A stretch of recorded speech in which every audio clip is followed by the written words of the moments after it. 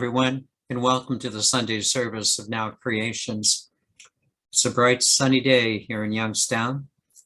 Probably where most of you are, it's a bright sunny day, but most of all, it's always the presence within us that really brings forth the light, the sunshine. I know you're feeling that presence right now, as am I. And it's in the joining of this beautiful light within us that we go forward, not just today, but each day in our lives. Just before our teaching this morning, a few comments. First of all, I hope you enjoyed the conscious energy summary quote that we presented a few days ago.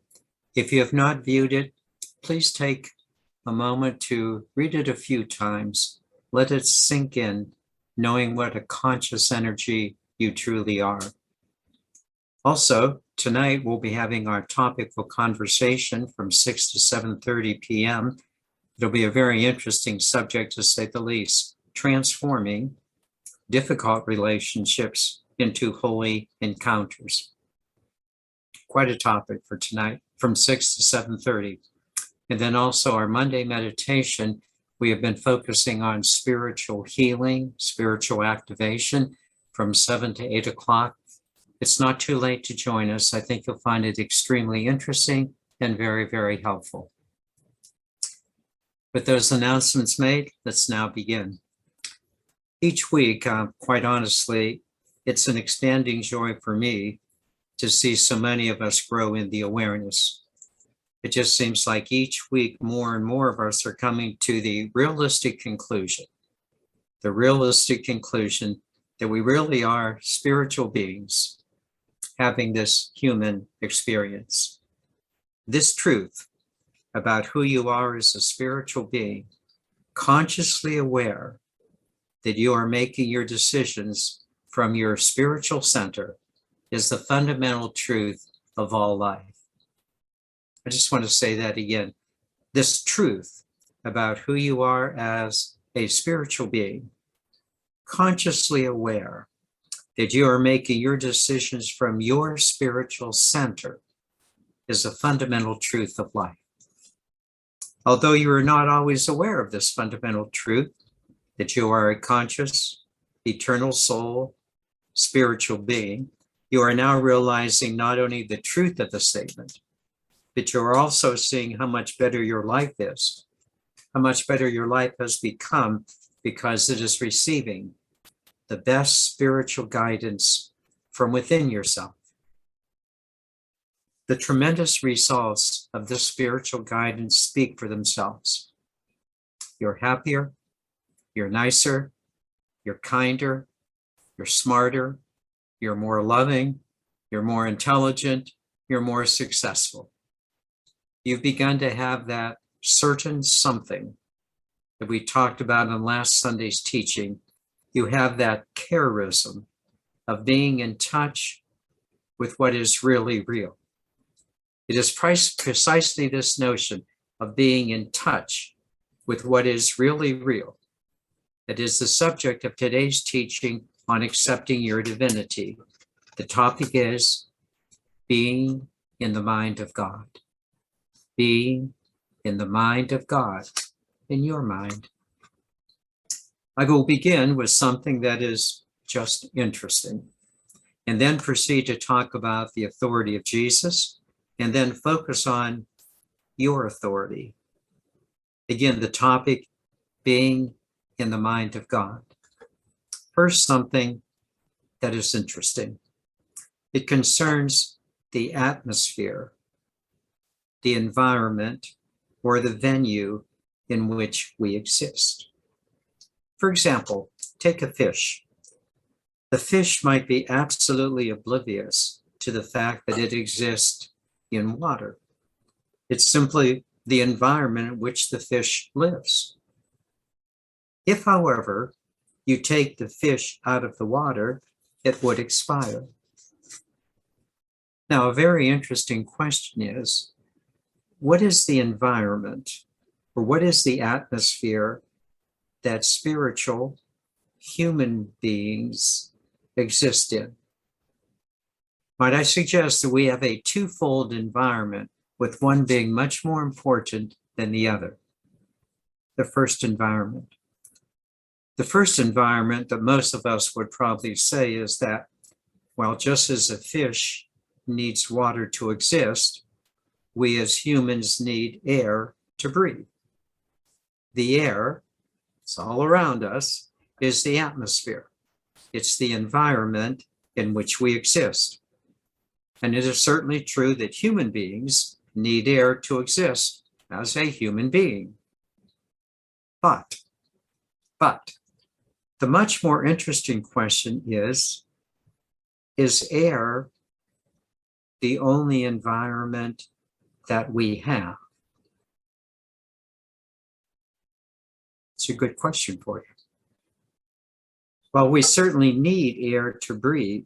Is there another environment in which we exist, perhaps even that we're oblivious to? Is there another something that is just as essential as water to a fish and air to the human body? I suggest there is, but it is probably just as unnoticed as water is to a fish and air to the human body. In fact, some would say that this other environment, just as unnoticed to most of us right now, is the most important environment, even more important than air. This environment in which we exist is consciousness,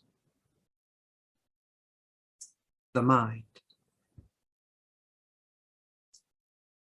Just as we take air for granted, most of us are just as oblivious to consciousness as our true environment. Is it not true that you use your mind pretty much every moment of the day? Is it not true that you use your mind to make countless decisions in the midst of your daily activities? We just take consciousness for granted. And yet, it is the use of consciousness by our mind that is the most important aspect of our lives. Is it not? I'll just say it again. It is the use of consciousness by the mind that is the most important aspect of our lives. Where would you be without consciousness? And yet, we just seem to take it for granted. With this idea of consciousness as our most important environment, let me now focus your attention to the mind of Jesus.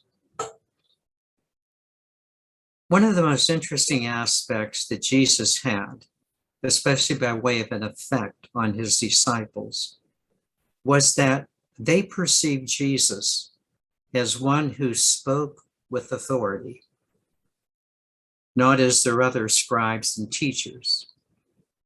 So you have to ask yourself, what was it that Jesus had that made his listeners feel that he spoke with authority? What I would suggest to you that Jesus had, which enabled him in a sense as one to speak with authority, is that he began to speak to them with the mind of God. His mind was focused on the mind of God. There was something within him that sparked that something, not only in the mind of his disciples, but also in the hearts of his disciples. He seemed to speak with such a universal truth, and he backed it up with a life commitment that made even his enemies marvel. I would clearly say that Jesus was in the mind of God. The consciousness of God was the consciousness of Jesus. That's why he was so convincing as one who spoke with authority. Let's look at his life just for a moment. In those countless evenings when he went out to pray, when he spent moments in silence, he entertained the thoughts of God. Jesus knew the universal truths, and he also knew that these universal truths were accessible not only to him, but to anyone who would take the time to listen. Jesus was in the mind of God. His mind was God's mind. I think you know where I'm going with this.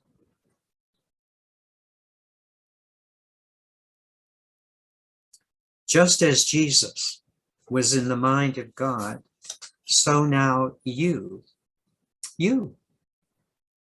us, are beginning to accept that our minds are in the mind of God. Let me now examine 3 considerations about you, that you are truly in the mind of God, that your consciousness is now the God consciousness. First, you have studied over several years to know the truths of the God consciousness. You know, sitting right where you are right now, that you are created by a loving source. And you also know that you have not left your source, that you continue to be connected to the God Spirit. Right now, at this moment, you have that connection. And also, you've learned to extend your life. You've learned to extend your life just as the source extended his life. You know the universal principles and the universal values that came from source. Not only that, however, but in addition to knowing those universal principles and values, now you are living this way. You're living according to universal principles and values that come from our source. But let me not get ahead of myself. The second point, you have put these universal principles and values to the test. You have made the decision to see if the mind of God can work as the principles of your mind in everyday situations. Time and time again, you brought these principles and values to the challenges of your life. And time again, these principles and values have proved themselves. In fact, not only have they proved themselves, but they have improved your life. It's not just that they never let you down, but they also have led you forward. They've left you forward. You are now going forward in your life with a confidence and an assurance that you've never had before, because now your mind is becoming the mind of God. Same principles, same values. You have proved these principles and values to the most severe critic of your life, yourself.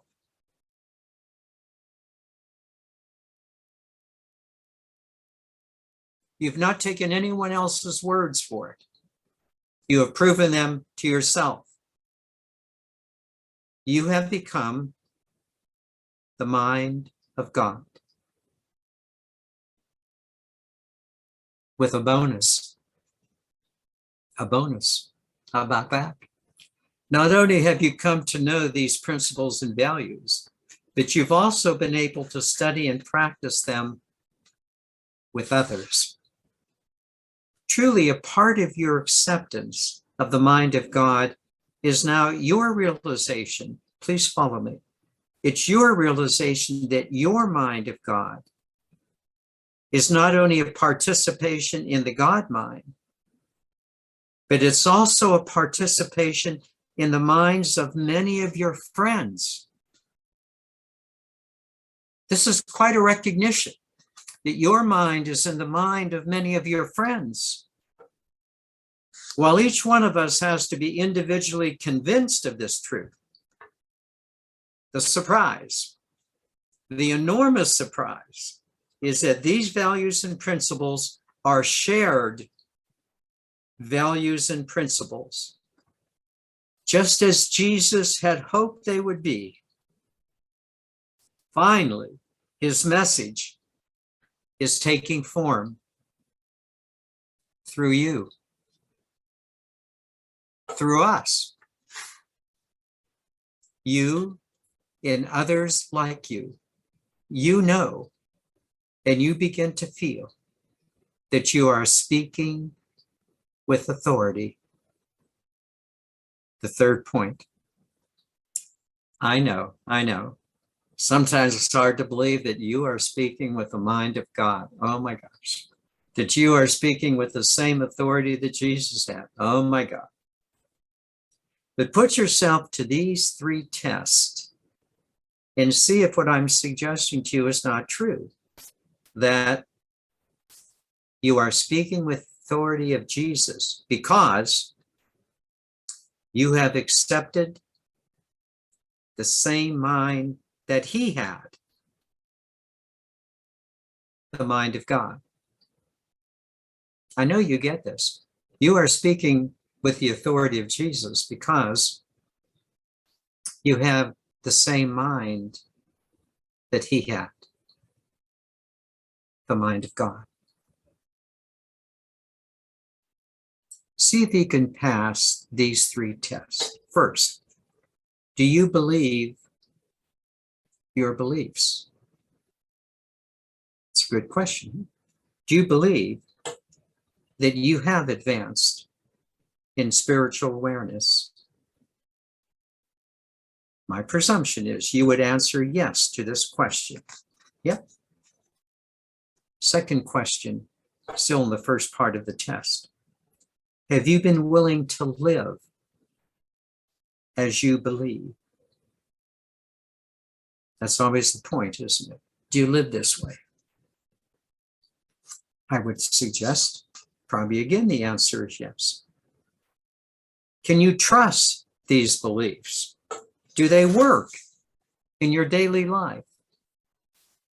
My presumption is you have put these beliefs into practice and you have focused on them and allowed them and have found them to be quite effective.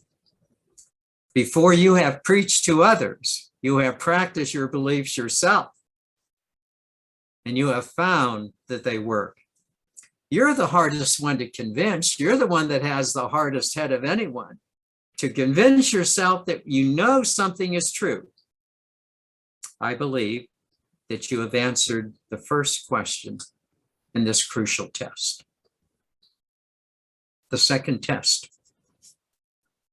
You have associated with others who have similarly tested their beliefs for themselves.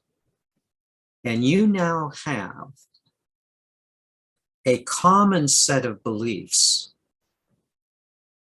that are proving effective, a common set of beliefs. It's so nice to consult with others and find that the very center of their lives, at the very center of their lives, they have the same principles and values as you do. The uncertainties of going forward on your own have been validated by several group experiences. I'm especially happy to say that Now Creations has been a common testing place. It's true. We come together regularly, we discuss, we share experiences, and we have come to a common truth, a common set of principles and values that we believe to be the mind of God. And as we practice them, They deliver. They deliver the practical guidance and certitude that are so important to us, that we demand as a group. I believe that you have passed the second test, the group mind. The third test. As you have made the mind of God your mind, as you have accepted the will of God as your will, you have come to realize not only that you are happier, but you've also brought a greater sense of happiness into the lives of others. Sometimes in subtle ways, sometimes in very clear, expressive ways. You have been a guide to others, and you know that. Just by showing up in the mind of God, often without even saying a word, just by showing up with love and kindness, and yet wisdom and intelligence radiating from you. Not only showing up this way, but then when necessary, being able to speak as Jesus did. Whether non-verbally or verbally, you are speaking as one who has authority. Listen closely to the following. You are exhibiting a command of the situations in which you are involved.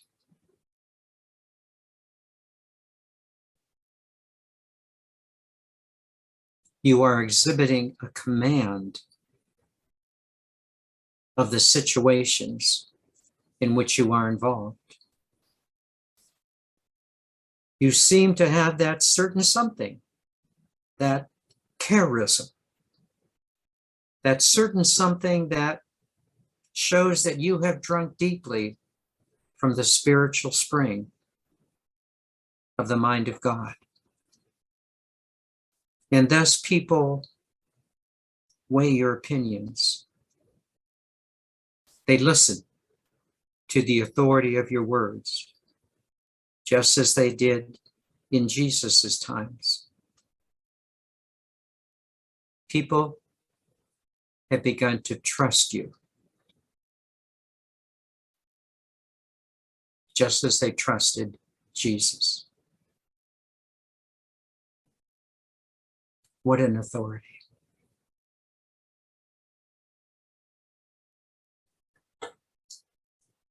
In conclusion, while we have much more to learn about the mind of God, we are on a very stable path of doing so because we have allowed the mind of God to come into our minds. We have surrendered to the greater spiritual understanding of the mind of God that brings such great joy and happiness into our lives and are showing the way for others. Because we have accepted our divinity just as Jesus accepted his. We are now speaking with authority, just as Jesus did.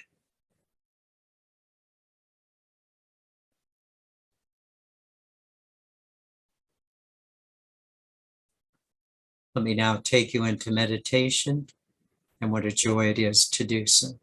And I encourage all of you to stay with us in the meditation. It's a blessing that adds to the teaching. Let's begin as we normally do by simply focusing on the breath, just breathing in and breathing out, and allowing the breath to guide you, to settle you. Let it settle your body, settle your mind, and bring the inner you to the fore. Please begin.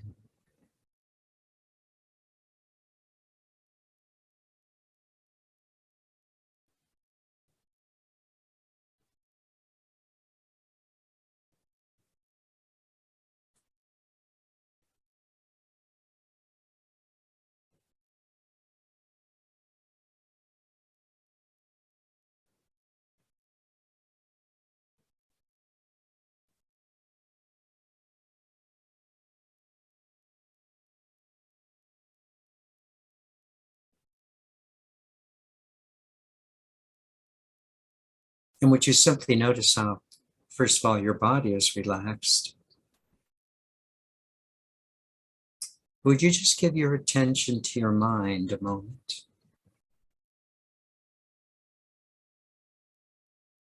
Your thoughts.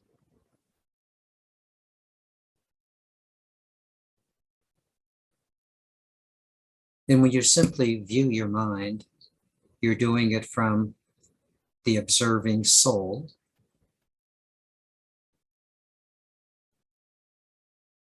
At one time, you could not even observe the observing soul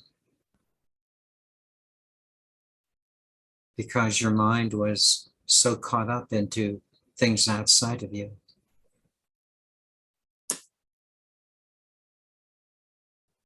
But now,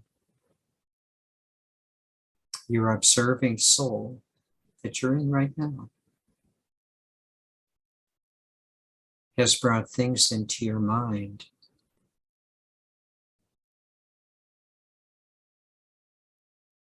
that not only work better for you, but they have elevated your life into a much higher, more effective way of living.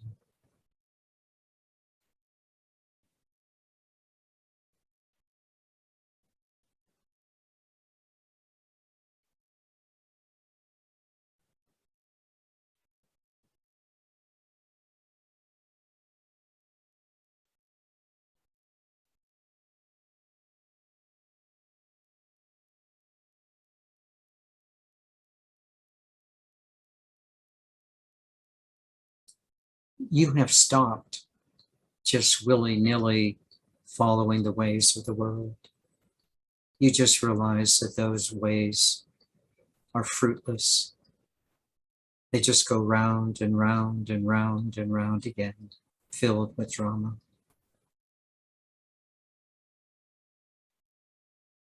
But in your mind,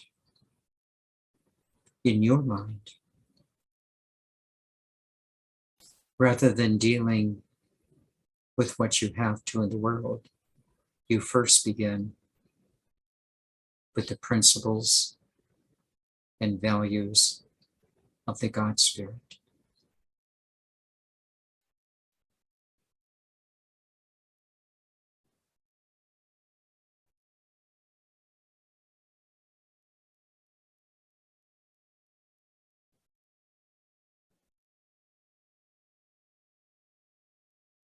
Do you not?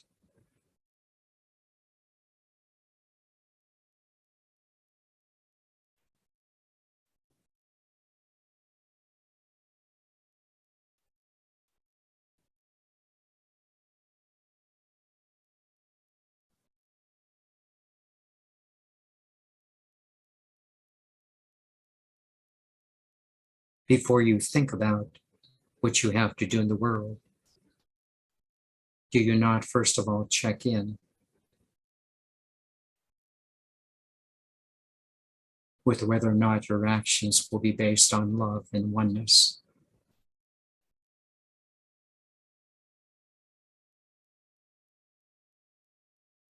Principles of freedom and allowing.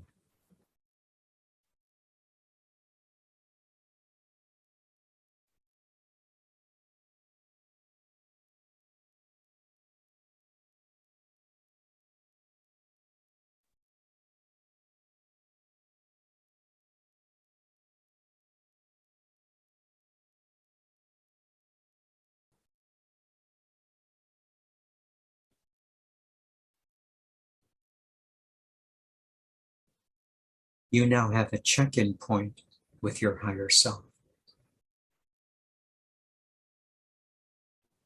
with your higher mind.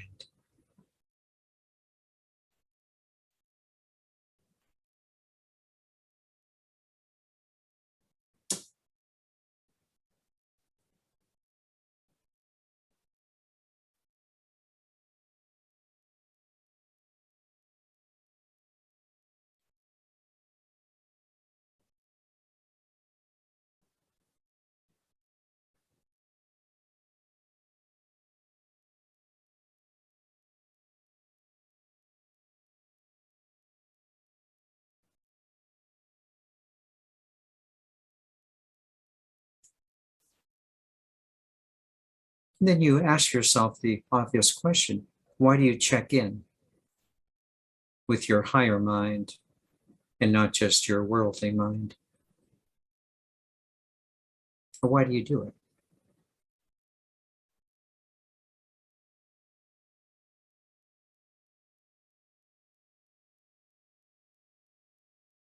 The easy answer is that it works better. That's the easy answer. It does.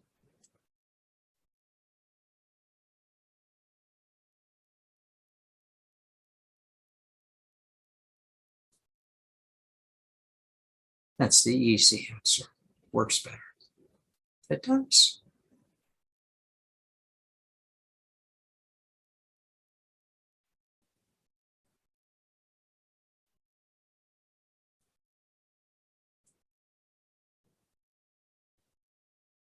The better answer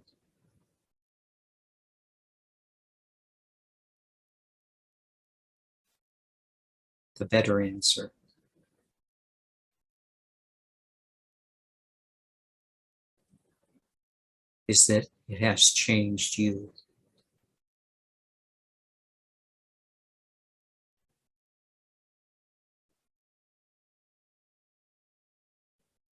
It has improved you.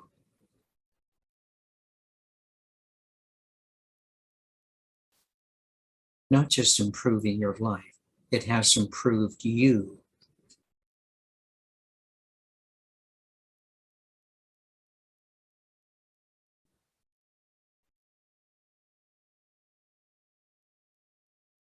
You're more at peace with yourself.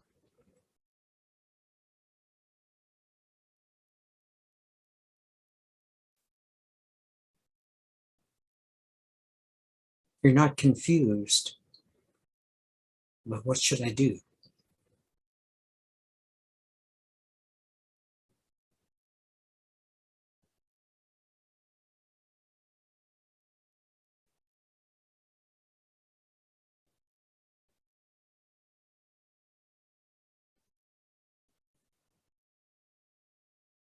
You're just kinder, nicer, wiser, smarter, better.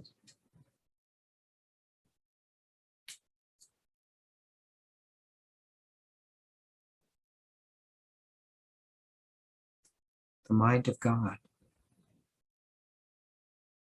has changed your mind about you.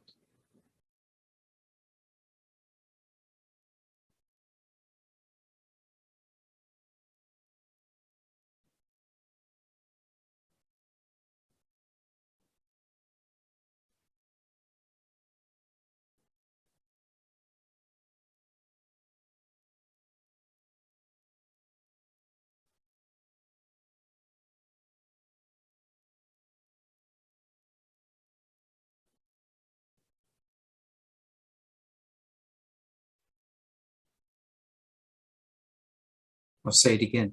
The mind of God has changed your mind about yourself. That's why you really do it. You like yourself now. There's not that worm of self-centeredness about you anymore. You're genuinely loving.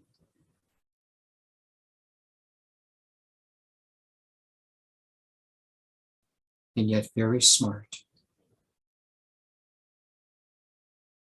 No one's fool.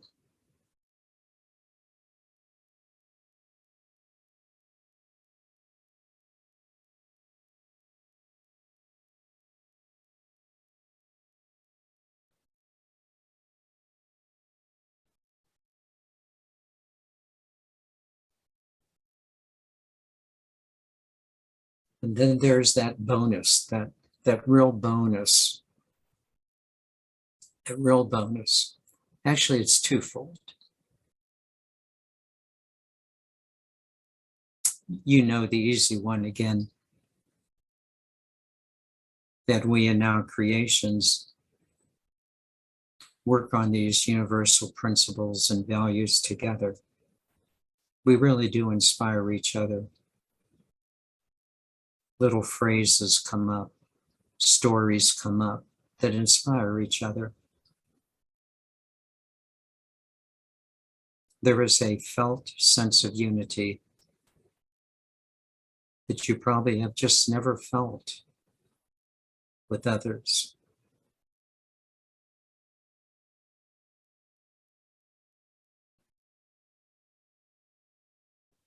It's like we're on the same spiritual page.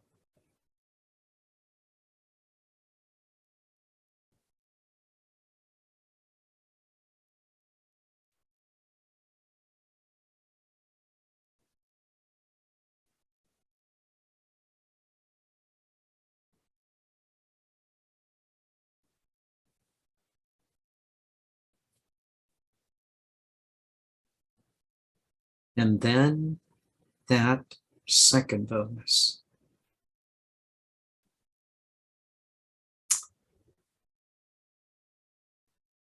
It has two parts to it. The first one is you're beginning to feel like you're speaking with the authority of Jesus, which means from the God Spirit. You are showing up not as a bull in a china shop, none of that. You're just showing up in command of the situations of your life.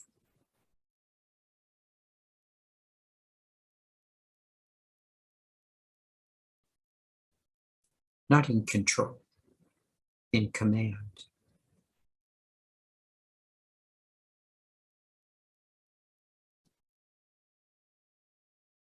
You seem to just know what needs to be done.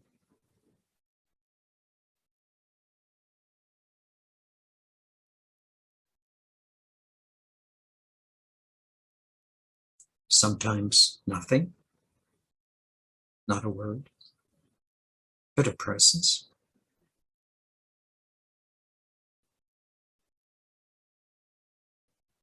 Sometimes words, sometimes actions. It always what the situation calls for. You're in command.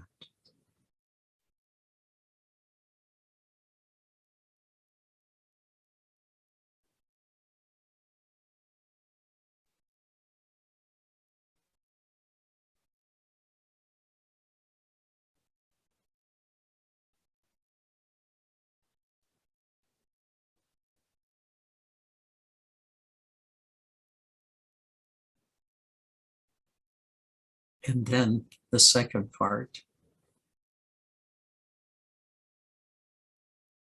people seem to be listening to you. Actually, they're not listening to you, but they're listening to the mind of God in you. You've become a conduit from your mind to their mind, of the mind of God. You're under no illusion that you're doing anything except being the conduit.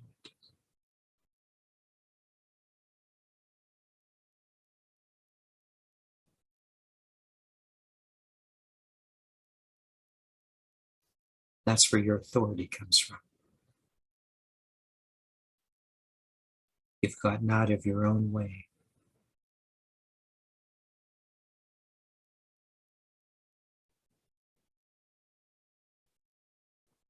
And are allowing the Spirit of God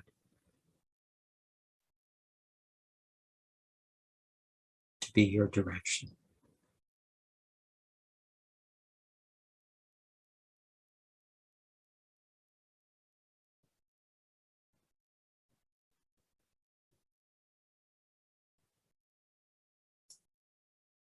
The mind of God, your mind.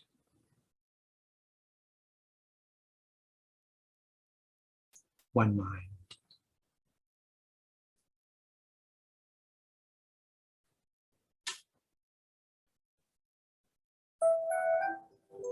I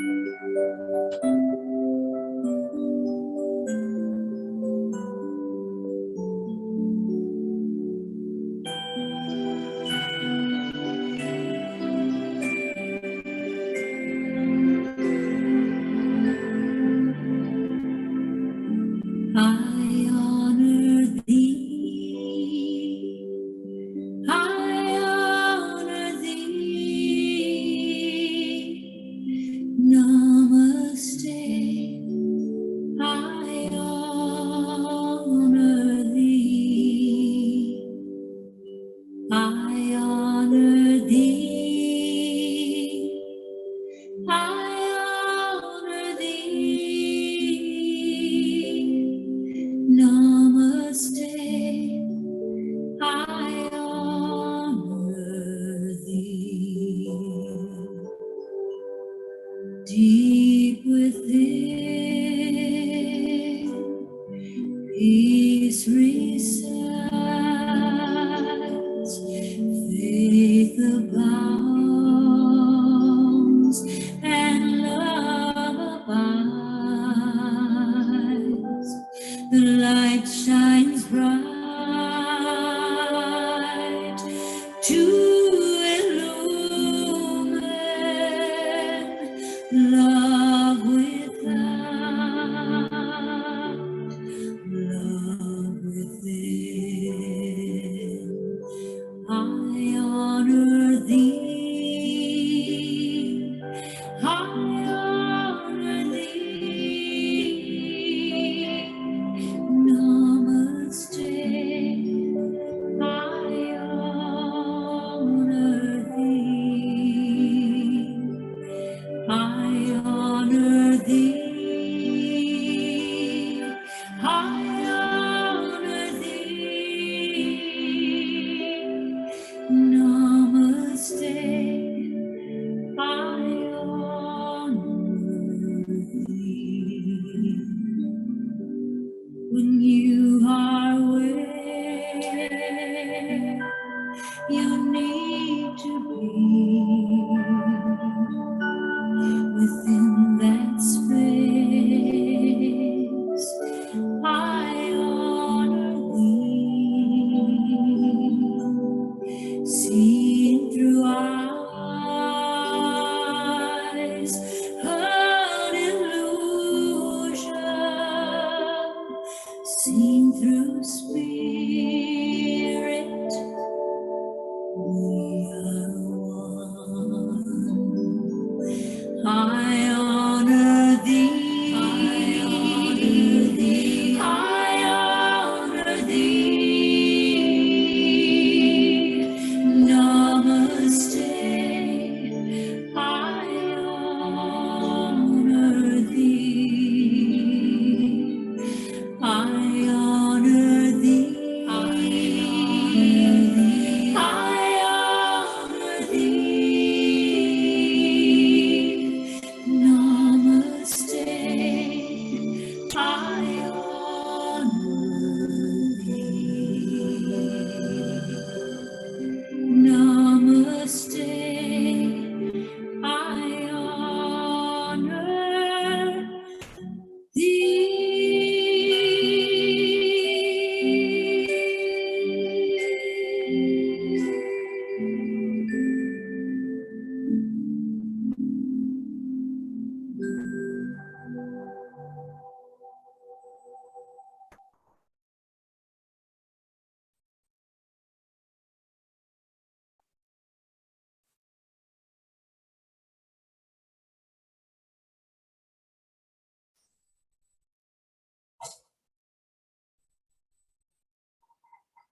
What fun.